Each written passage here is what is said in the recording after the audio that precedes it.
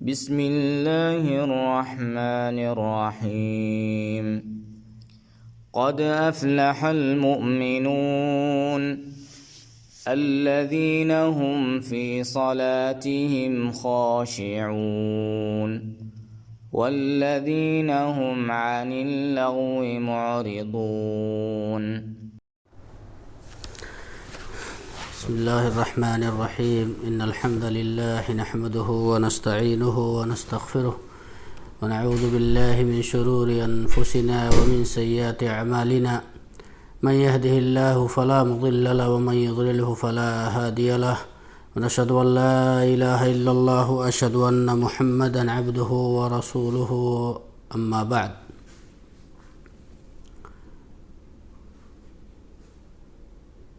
آج کا یہ درس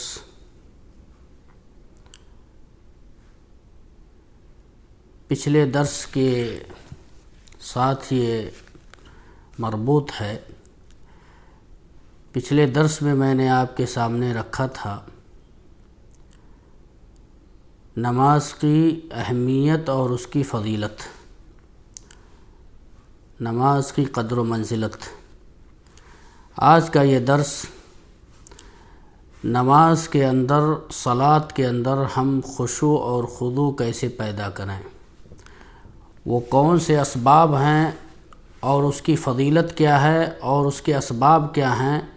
اس کے بارے میں ہم آپ کے سامنے کچھ لب کشائی کروں گا۔ نماز جیسا کہ آپ کو معلوم ہے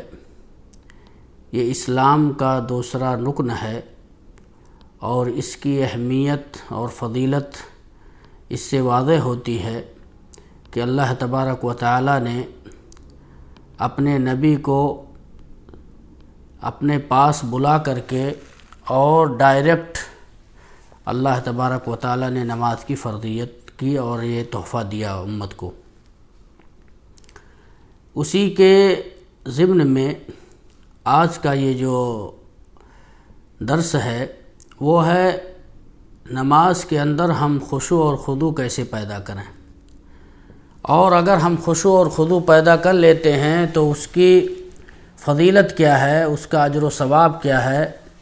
سب سے پہلے پہل ہم نماز کے خشوع اور خضوع کی تعریف، خشوع کسے کہا جاتا ہے۔ نماز کے اندر خشوع جو ہے یہ نماز کا لب لباب ہے، اساس ہے، بنیاد ہے۔ بغیر اس کے انسان کا ویسے ہی ہے جیسے انسان کا جسم ہو لیکن روح اگر اندر نہ ہو تو وہ جسم کوئی فائدہ نہیں ہے۔ ویسے ہی نماز کے اندر خشوع اور خضوع اگر نہیں ہے تو وہ نماز ویسے ہی ہے جیسے جسم بلا روح ہو۔ خشوع کی تعریف کرتے ہوئے شیخ الاسلام ابن تیمیہ رحمۃ اللہ علیہ فرماتے ہیں کہ انسان اپنے دل کو اللہ کے سامنے ذل اور انکساری کے ساتھ اللہ کے سامنے کھڑا ہو، اسی کو کہا جاتا ہے خشوع اور خضوع۔ اس کی اور بہت ساری تعریف علماء نے کی ہے، لیکن اسی پر اکتفا کرتے ہوئے اب آئیے ہم خشوع اور خضوع کی فضیلتوں کو بیان کریں کہ اس کی فضیلت کیا ہے اگر انسان نماز کے اندر خشوع پیدا کرتا ہے۔ سب سے پہلی پہل اللہ کے نبی صلی اللہ علیہ وسلم فرماتے ہیں کہ جس نے صحیح طریقے سے وضو کیا اور وضو کرنے کے بعد اللہ کے سامنے کھڑا ہوا اور اللہ کی تعریف بیان کی، اللہ کی حمد و ثنا بیان کی، اور جو اس کے لائق ہے، جو اس کا اہل ہے وہ اسی اعتبار سے اللہ کی تعریف و توصیف بیان کی اور اپنے دل کو اللہ کی عبادت کے لیے خاص کر دیا، اپنے دل کو اللہ کے لیے فارغ کر لیا، دنیا کے انشغال سے ختم کر کے اپنے دل کو اللہ کے لیے خالص کر لیا، تو وہ نماز سے فارغ ہونے کے بعد ویسے ہی نکلتا ہے جیسے انسان اپنی ماں کے پیٹ سے جنم لیتا ہے اور اس کے اوپر کوئی گناہ نہیں ہوتا ہے، ویسے ہی وہ نماز سے نکلتا ہے، تمام صغائر گناہ جو ہیں وہ اس کے معاف ہو جاتے ہیں۔ اللہ کے نبی صلی اللہ علیہ وسلم نے فرمایا کہ بعد ان ذکر فضائل الوضوء، اللہ کے نبی صلی اللہ علیہ وسلم نے وضو کی فضیلت بیان کرنے کے بعد کہا کہ فَإِنْ هُوَ قَامَ فَصَلَّى فَحَمِدَ اللَّهَ وَأَثْنَى عَلَيْهِ وَمَجَّدَهُ بِالَّذِي هُوَ أَهْلُ وَفَرَّغَ قَلْبُهُ لِلَّهِ إِلَّا انصَرَفَ مِنْ خَطِيئَتِهِ كَهَيْئَةِ يَوْمِ وَلَدَتْهُ أُمُّهُ۔ یہ حدیث ہے اور مسلم کی روایت ہے، یہ جس کو میں نے آپ کے سامنے ابھی رکھا۔ دوسری فضیلت یہ ہے کہ اللہ کے نبی صلی اللہ علیہ وسلم نے فرمایا، حضرت عثمان رضی اللہ تعالیٰ عنہ سے روایت ہے، کہتے ہیں رأیت النبی صلی اللہ علیہ وسلم، اللہ کے نبی صلی اللہ علیہ وسلم کو ہم نے دیکھا، اللہ کے نبی صلی اللہ علیہ وسلم کو دیکھا اور اللہ کے نبی صلی اللہ علیہ وسلم وضو کیے، توضأ نحو وضوئی ھذا، جس طریقے سے میں وضو کیا ہوں ایسے ہی اللہ کے نبی صلی اللہ علیہ وسلم نے وضو کیا۔ پھر اللہ کے نبی صلی اللہ علیہ وسلم فرماتے ہیں وقال من توضأ وصلى رکعتین، جس نے وضو کی اور 2 رکعت نماز پڑھی، لم يحدث نفسه غفر اللہ له ما تقدم من ذنبه،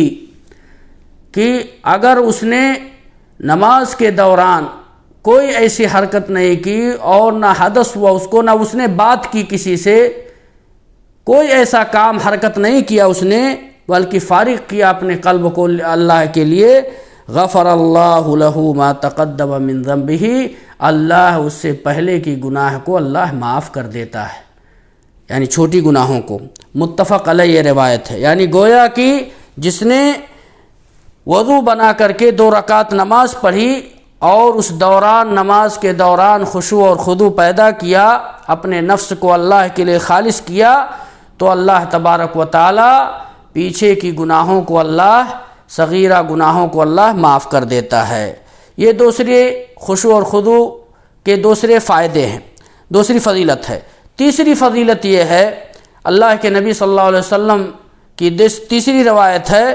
اور کہتے ہیں کہ جس نے صلاۃ مکتوبہ، فروض نماز، فرض نماز جس نے ادا کی اور اس کو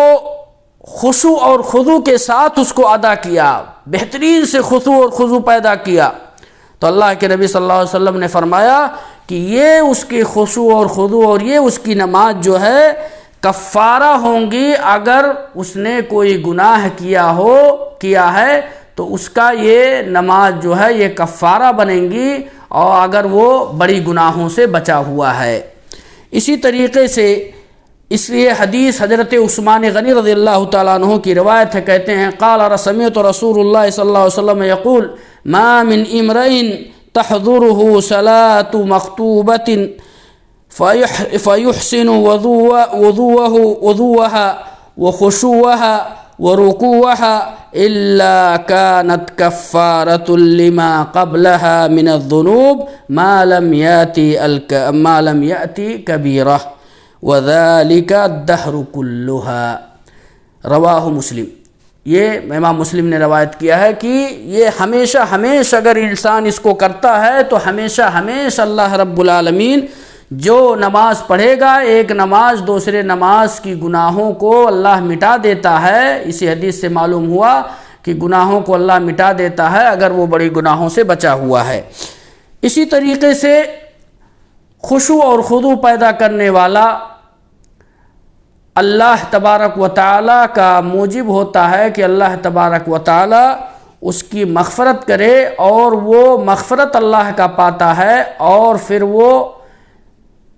اجر عظیم سے نوازا جاتا ہے۔ اللہ کے نبی اللہ تبارک و تعالیٰ نے قرآن کے اندر اس کے بارے میں فرمایا۔ اللہ تعالیٰ سورہ احزاب کے اندر کہتے ہیں ان المسلمین والمسلمات والمؤمنین والمؤمنات والقانتین والقانتات والصادقین والصادقات والصابرین والصابرات والخاشعین والخاشعات والمتصدقین والمتصدقات والصائمین والصائمات والحافظین فروجهم والحافظات والذاکرین اللہ کثیرا والذاکرات اعد اللہ لهم مغفرۃ واجرا عظیما۔ اللہ تبارک و تعالیٰ لاسٹ میں فرماتے ہیں والذاکرین اللہ کثیرا والذاکرات، جو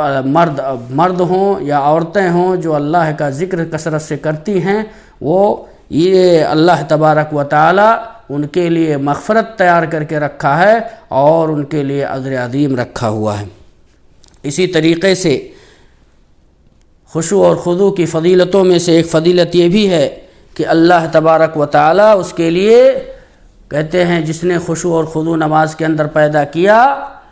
وجبت لہ الجنہ، اس کے لیے جنت واجب کر دی جاتی ہے۔ اللہ کے نبی صلی اللہ علیہ وسلم کی حدیث حضرت عقبہ بن عامر رضی اللہ تعالیٰ عنہ کہتے ہیں انہ سمع النبی صلی اللہ علیہ وسلم، انہوں نے اللہ کے نبی صلی اللہ علیہ وسلم سے سنا ما من مسلم یتوضع فیحسن وضوءہ، کوئی بھی مسلمان اچھی طریقے سے اس نے وضو کیا، ثم یقوم، اور وہ اللہ کے سامنے کھڑا ہوا، فیصلی رکعتین، اور اس نے 2 رکعت نماز پڑھی، مقبلا علیہما بقلبہ ووجہہ، اور چہرہ اور دل و دماغ تمام چیزیں اللہ کے لیے اس نے اللہ کی طرف متوجہ ہو کر کے اس نے نماز پڑھی، الا وجبت لہ الجنہ، مگر یہ کہ اللہ اس کے لیے جنت کو واجب کر دیتا ہے۔ مسلم کے روایت ہے یہ۔ اسی طریقے سے نماز کے اندر خشوع اور خضوع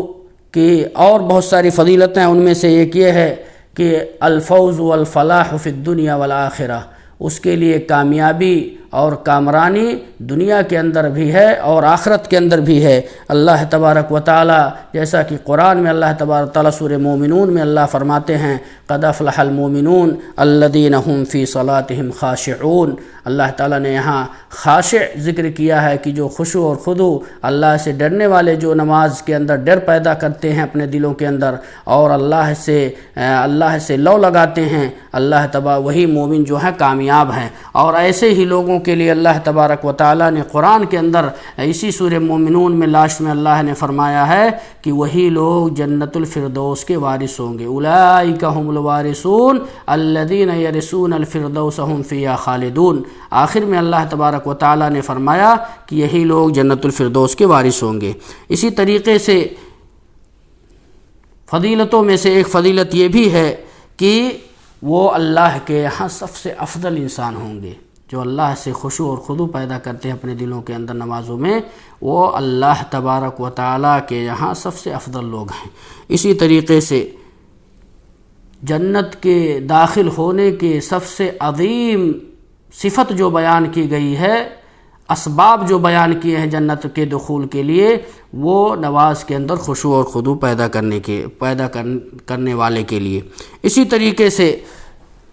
خشوع اور خضوع پیدا کرنے والا نماز کے اندر وہ اللہ کے ہدایت کا مستحق ہوتا ہے، اللہ اس کو ہدایت دیتا ہے۔ اسی طریقے سے اللہ کے نبی صلی اللہ علیہ وسلم نے فرمایا کہ جس نے 5 وقت کی نمازوں کے اندر خشوع اور خضوع پیدا کی، اس کو اللہ تبارک و تعالیٰ نے عہد کیا ہے کہ اللہ تبارک و تعالیٰ اس کو بخش دے گا۔ اس کے اندر حضرت عبادہ بن صامت رضی اللہ تعالیٰ عنہ سے روایت ہے انی سمعت رسول اللہ صلی اللہ علیہ وسلم، انہوں نے کہا کہ بے شک میں نے نبی صلی اللہ علیہ وسلم سے سنا، کیا سنا؟ یقول 5 صلوات افترضہن اللہ من احسن وضوءہن وصلاتہن لوقتہن واتم رکوعہن وسجودہن وخشوعہن کان لہ علی اللہ احد۔ اللہ تبارک و تعالیٰ ایسے لوگوں کے لیے عہد رکھا ہے، عہد و پیمان کیا ہے کہ ایسے لوگوں کو ہم بخش دیں گے۔ یعنی جس نے رکوع کے اندر رکوع کو تمام کیا، اچھی طریقے سے رکوع کیا، اچھے طریقے سے سجدہ کیا، یعنی وہ کوے کے ٹھور کی طرح سے وہ نہیں مارتا ہے نماز کو، بلکہ بہت اچھی طریقے سے اس نے وضو کیا اور اللہ کے لیے نماز پڑھی وقت پر، اور اس کے اندر خشوع اور خضوع پیدا کیا، نماز ادا کی صحیح سے، اللہ تبارک و تعالیٰ اور خشوع اور خضوع پیدا کیا، اللہ تبارک و تعالیٰ اس کو بخش دیتا ہے۔ یہ تمام باتیں جو ہیں یہ خشوع اور خضوع کی ہوئیں کہ اس کی فضیلت اتنی ساری بیان کی گئی ہیں۔ اور اس کے بعد آئیے کہ ما حکم الخشوع فی الصلاۃ، نماز کے اندر خشوع کا حکم کیا ہے؟ کیا یہ واجب ہے؟ کیا یہ سنت ہے؟ کیا یہ مستحب ہے؟ یہ بہت سارے علماء نے اس کو واجب قرار دیا ہے، نماز کے واجبات میں سے کہا ہے کہ یہ واجب ہے، یعنی خشوع اور خضوع یہ واجب ہے۔ ان لوگوں کی دلیل قرآن و سنت سے بہت ساری دلیلیں ہیں، ان میں سے 2 دلیل میں آپ کے سامنے رکھوں گا۔ ایک ہے اللہ تبارک و تعالیٰ نے فرمایا وَاسْتَعِینُوا بِالصَّبْرِ وَالصَّلَاةِ إِنَّهَا وَإِنَّهَا لَكَبِيرَةٌ إِلَّا عَلَى الْخَاشِعِينَ۔ اللہ تبارک و تعالیٰ نے اور شیخ الاسلام ابن تیمیہ نے کہا کہ هَذَا لَا يَقْتَضِي غَيْرَ الْخَاشِعِينَ، یہ جو خشوع اور خضوع نہیں پیدا کرتے ہیں ان کے لیے یہ نہیں ہے، یعنی گویا کہ خشوع اور خضوع پیدا کرنے والے، ذل اور انکسار پیدا کرنے والوں کے لیے یہ چیزیں ہیں۔ اسی طریقے سے ایک دوسری جگہ اللہ تبارک و تعالیٰ نے فرمایا، جب ابھی کچھ دیر پہلے میں نے آپ کے سامنے تلاوت کی تھی، قد افلح المؤمنون الذین هم فی صلاتهم خاشعون، جو لوگ خشوع اور خضوع پیدا کرتے ہیں نمازوں کے اندر وہ کامیاب ہیں، وہی لوگ، بقیہ لوگوں کو کامیابی نہیں کہا ہے۔ اولئک هم الوارثون، لاسٹ میں اللہ نے فرمایا یہی لوگ جنت الفردوس کے وارث ہوں گے۔ یہ 2 دلیلیں جو ہیں یہ علماء نے جن لوگوں نے واجب کہا ہے یہ دلیلیں انہوں نے دی ہیں۔ اسی طریقے سے خشوع اور خضوع میں نے کچھ دیر پہلے آپ کے سامنے بتائی تھی شروع میں کہ خشوع اور خضوع جو ہے یہ انسان کے جسم میں روح کے مانند ہے کہ اگر روح نکال دی جائے تو وہ جسم مردہ ہو جاتا ہے، ویسے ہی خشوع اور خضوع اگر نہیں ہے تو وہ نماز کیا نام ہے مردہ ہوتی ہے۔ اس طریقے سے اب آئیے آپ کے سامنے خشوع اور خضوع پیدا کرنے کے اسباب کیا ہیں، کن سببوں سے، کن وجوہات سے ہم اور کون سے اسباب ہم پکڑیں کہ جس سے ہمیں ہماری نمازوں کے اندر خشوع اور خضوع پیدا ہو۔ سب سے پہلے پہل اللہ رب العالمین کی معرفت، اللہ کے ناموں کی معرفت، اللہ رب العالمین کی صفتوں کی معرفت، اللہ رب العالمین کی ربوبیت کی معرفت، اللہ رب العالمین کی الوہیت کی معرفت کہ اللہ نے ہم کو پیدا کیا، اللہ ہمیں روزی دیتا ہے، اللہ ہمیں صحت و تندرستی دیا ہوا ہے، اور اسی طریقے سے الوہیت کے بارے میں جاننا کہ اللہ ایک ہے، اللہ سمیع ہے، اللہ بصیر ہے، اللہ رب العالمین غفور ہے، اللہ رب العالمین رحیم ہے۔ یہ اللہ رب العالمین کی صفتیں، اللہ رب العالمین کے نام، اللہ رب العالمین کے اسماء و صفات ہم جب جانیں گے، جتنا جتنا ہمیں اس کے بارے میں معلومات ہم حاصل کریں گے اتنا ہی ہمارے دلوں کے اندر خشوع اور خضوع پیدا ہوگا۔ اسی طریقے سے خشوع اور خضوع پیدا کرنے کی اس میں یہ بھی سبب ہے کہ اسباب میں سے ایک سبب یہ ہے کہ ہم آداب المشی الی الصلاۃ کہ نماز کی طرف جانے کے آداب ہم سیکھیں کہ کس طریقے سے ہم نماز کے لیے جائیں، کیسے ہم تیار ہوں نماز کے لیے، کیسے ہم وضو کریں اور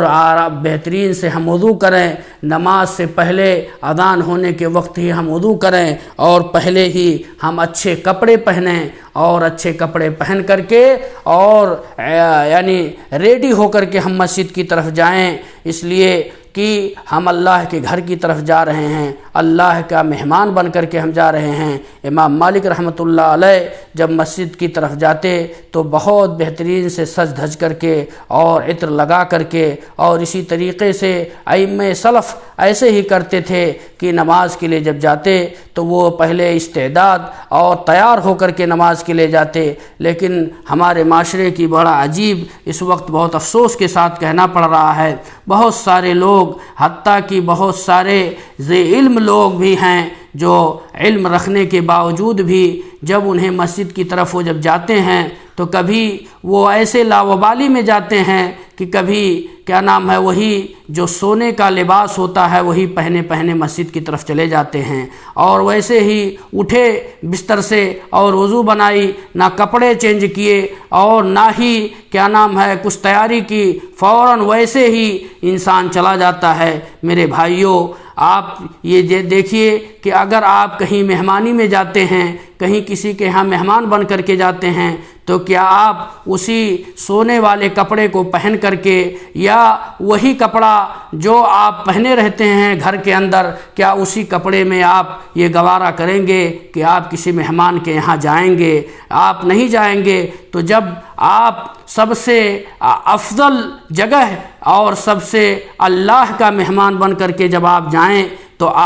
وہ تو مسجد اللہ کا گھر ہے، اللہ کے مہمان بن کر کے آپ جا رہے ہیں۔ تو اس لیے اللہ تبارک و تعالیٰ نے قرآن میں فرمایا، یا بنی آدم خذوا زینتکم عند کل مسجد، اے آدم کی اولاد تم مسجد کی طرف جب جاؤ تو زینت اختیار کر کے جاؤ۔ لیکن افسوس اس میں ہم سب مقصر ہیں، اس لیے میرے بھائیوں اس کا اہتمام کریں۔ یہ آداب، یہ خشوع اور خضوع کے بہت سببوں میں سے ایک سبب ہے، اور اسی طریقے سے جب ہم مسجد کی طرف جائیں تو بہت سکینت کے ساتھ، بہت آرام سے، دوڑتے ہوئے نہیں بلکہ بہت ہی سکینت کے ساتھ ہم مسجد کی طرف جائیں، چل کر کے جائیں، جس طریقے سے سلف صالح کرتے تھے۔ اس لیے کہ مسجد کی طرف چل کر کے جانا یہ ایک گناہ کو مٹاتی ہے، اور ایک قدم رکھتے ہیں تو گناہ کو مٹایا جاتا ہے اور نیکی لکھی جاتی ہے۔ اللہ تبارک و تعالی کے نبی صلی اللہ علیہ وسلم نے فرمایا، کثرت الخطا الی المساجد، کثرت سے مسجد کی طرف چلنے والا یہ مرابط میں سے ہوتا ہے۔ اسی طریقے سے خشوع اور خضوع پیدا کرنے کے اسباب میں سے ایک سبب یہ بھی ہے کہ آدمی کوشش کرے کہ نماز میں پہل کرے، اور پہلے جا کر کے نماز کے اندر پہل کرے، یعنی پہلے جائے نماز کے اندر، اقامت سے پہلے مسجد میں پہنچے۔ اسی طریقے سے نماز کے اندر جب وہ کھڑا ہو تو ادھر ادھر نہ دیکھے اور ادھر ادھر نظریں نہ دوڑائے، اور زیادہ سے زیادہ جسم کے اندر حرکت بھی نہ دے۔ اسی طریقے سے نماز کے اندر جب آپ ہم کھڑے ہوں تو ایسی چیزیں ہم اپنے سامنے یا اپنی جگہ پر ایسی چیزیں نہ رکھیں جس سے ہمیں ہماری دل و دماغ کو اس طرف پھیر دے۔ خاص کر کے عورتوں کے لیے کہ جو عورتیں گھروں میں نماز پڑھتی ہیں، ایسا نہ ہو کہ کوئی ایسی چیز سامنے رکھیں یا کوئی ایسا کام کر کے آئیں کہ اس کو آدھے میں چھوڑ کر کے آتی ہیں اور پھر نماز پڑھتی ہیں اور دل ادھر لگا رہتا ہے۔ ان چیزوں سے، ساری چیزوں سے فارغ ہونے کے بعد پھر نماز کے لیے ہم کھڑے ہوں۔ اسی طریقے سے جب ہم بھوکے ہوں یا ہمیں بھوک لگی ہو، کھانا سامنے حاضر ہو، تو اس وقت ہم نماز ادا نہ کریں، پہلے ہم کھانا کھا لیں پھر نماز ادا کریں۔ اسی طریقے سے اسباب میں سے ایک سبب یہ بھی ہے کہ انسان پیشاب اور پیخانے سے فارغ ہو جائے، قضاء حاجت سے فارغ ہو کر کے پھر نماز پڑھے اگر اس کو ضرورت ہے۔ اسی طریقے سے نماز کے اندر جب کھڑے ہوں تو اپنے آگے ہم سترا رکھ لیا کریں، حاجز کوئی چیز رکھ لیں سامنے، تاکہ اس کے بیچ میں کوئی نہ گزرے اور وہ ہمیں اس سے انشغال نہ ہو جائیں ہم۔ اسی طریقے سے نماز کے اندر جہاں ہم سجدہ کریں، سجدے کی جگہ کو ہم دیکھیں تاکہ ہمارے اندر خشوع اور خضوع پیدا ہو۔ اسی طریقے سے آپ جب سجدے کے پاس دیکھیں گے اور اپنے دلوں کے اندر یہ رکھیں کہ ہم اللہ سے مخاطب ہو رہے ہیں، اللہ ہمیں دیکھ رہا ہے، اللہ سے ہم مخاطب ہو رہے ہیں۔ حدیث قدسی ہے، اللہ کے نبی صلی اللہ علیہ وسلم اپنے رب سے روایت کرتے ہیں، اللہ تبارک تعالیٰ کہتے ہیں قال اللہ سبحانہ و تعالی، اللہ تبارک تعالیٰ نے فرمایا قسمت الصلاۃ بین و بین عبدی نصفین اذا قال العبد الحمد للہ رب العالمین قال اللہ سبحانہ و تعالی حمدنی عبدی۔ اس طریقے سے اللہ تبارک و تعالی نے سورہ فاتحہ کے اندر فرمایا ہے کہ میں نے نماز کو اپنے اور اپنے بندے کے درمیان بانٹ دیا ہے۔ جب بندہ کہتا ہے الحمدللہ رب العالمین تو اللہ رب العالمین کہتے ہیں حمدنی عبدی، میرے بندے نے میری تعریف کی۔ اور جب الرحمن الرحیم کہتا ہے تو اللہ کہتے ہیں مجدنی عبدی۔ یعنی میرے بھائیوں، یہ نماز جو ہے، یہ ہم یہ تصور کریں اپنے دلوں کے اندر کہ ہم رب کے سامنے کھڑے ہیں، اور اسی طریقے سے ہم یہ حرص رکھیں کہ ہم اللہ کے نبی صلی اللہ علیہ وسلم کے قول کو اور نبی صلی اللہ علیہ وسلم کے فعل کو، نماز کے اندر جو نبی صلی اللہ علیہ وسلم نے کیسے رکوع کیا، کیسے سجدہ کی، کیسے نبی صلی اللہ علیہ وسلم نے رفع الیدین کی، کیسے نبی صلی اللہ علیہ وسلم کھڑے ہوتے تھے، کیسے نبی صلی اللہ علیہ وسلم زبان سے کیا پڑھتے تھے، اللہ کے نبی صلی اللہ علیہ وسلم رکوع میں کیا پڑھتے تھے، سجدے میں کیا پڑھتے تھے، اور اللہ کے نبی صلی اللہ علیہ وسلم تشہد میں کیا پڑھتے تھے، ان تمام دعاؤں کو ہم یاد بھی کریں اور نبی کے طریقے کو ہم اپنائیں اگر ہم اپنی نمازوں کے اندر خشوع اور خضوع پیدا کرنا چاہتے ہیں۔ اسی طریقے سے نماز کے اندر ہم اللہ تبارک و تعالیٰ سے دعا کریں کہ اللہ تبارک و تعالیٰ ہماری نمازوں کے اندر خشوع اور خضوع پیدا کرائے۔ اس طریقے سے اللہ کے نبی صلی اللہ علیہ وسلم سجدے میں اللہ تبارک و تعالیٰ سے دعا کرتے تھے یا مقلب القلوب ثبت قلبی علی دینک، اے دلوں کے پھیرنے والے ہمارے دل کو اپنے دین کے لیے اللہ رب العالمین پھیر دے، یعنی دین اسلام کے لیے پھیر دے۔ یا دوسری روایت میں ہے علی طاعتک، اللہ رب العالمین اپنی اطاعت اور فرما برداری کے لیے ہمارے دلوں کو پھیر دے۔ میرے بھائیوں، اس طریقے سے اور انسان سب سے جو قریب ہوتا ہے رب سے، وہ سجدے میں ہوتا ہے، اس وقت کثرت سے ہم دعا کریں۔ اسی طریقے سے سیرت کی کتابوں کو، جو اللہ کے نبی صلی اللہ علیہ وسلم کیسے نماز میں خشوع اور خضوع پیدا کرتے تھے، کیسے نبی صلی اللہ علیہ وسلم کی نماز تھی، کیسے صحابہ کرام رضوان اللہ علیہم اجمعین نمازوں کے اندر خشوع اور خضوع رکھتے تھے، کس طریقے سے سلف صالحین نمازوں کے اندر خشوع اور خضوع ان کو پیدا کرتے تھے اور کیسے وہ رکھتے تھے، نمازوں کو کس طرح پڑھتے تھے۔ یعنی جب ہم سیرت رسول کو اور سیرت صحابہ کو اور سلف صالحین کی نماز کے طریقے کو ہم پڑھیں گے تو انشاءاللہ العظیم یہ ہمارے دلوں کے اندر خشوع اور خضوع انشاءاللہ العظیم پیدا ہوگا۔ اللہ رب العالمین میں یہ اور بہت ساری چیزیں ہیں، لیکن اور اس کے اوپر بہت ساری کتابیں بھی لکھی گئی ہیں۔ الخشوع فی الصلاۃ، جو کہ ابن رجب رحمہ اللہ نے لکھا ہے، اور اسی طریقے سے بہت ساری کتابیں الخشوع فی الصلاۃ کے اوپر لکھی گئی ہے کہ نماز کے اندر خشوع اور خضوع، یہ اس طریقے سے بہت ساری کتابیں لکھی گئی ہیں۔ تو میرے بھائیوں، یہ جو باتیں فضیلتیں جو خشوع اور خضوع کی ہیں، اور اسی طریقے سے جو اسباب ہمیں اختیار کرنا ہے، اس کے اوپر چند نقاط میں نے آپ کے سامنے، چند باتیں میں نے آپ کے سامنے رکھی ہوئی ہیں۔ اللہ رب العالمین سے دعا ہے کہ بار الہ ہمیں اور آپ کو نماز کی اہمیت اور اس کی فضیلت اور اسی طریقے سے اس کے اندر خشوع اور خضوع پیدا کرنے کی اللہ ہمیں توفیق عطا فرما۔ رب العالمین ہمارے دلوں کو اپنی خشوع اور خضوع کے اللہ رب العالمین پھیر دے، اور اسی طریقے سے رب العالمین